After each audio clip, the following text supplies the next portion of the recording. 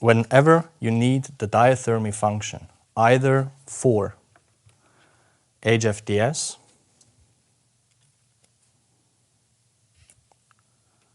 or endodiathermy, 23, 25, and 27 gauge, eraser tip, capsulotomy,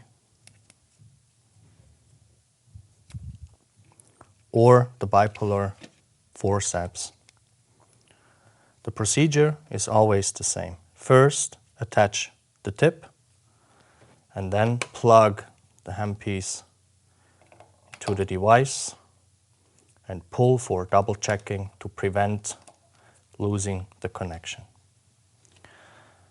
Before handing over the handpiece, your jumper, start the diathermy function, the capsulotomy function for capsulotomy, and finally HFDS glow for the HFDS function.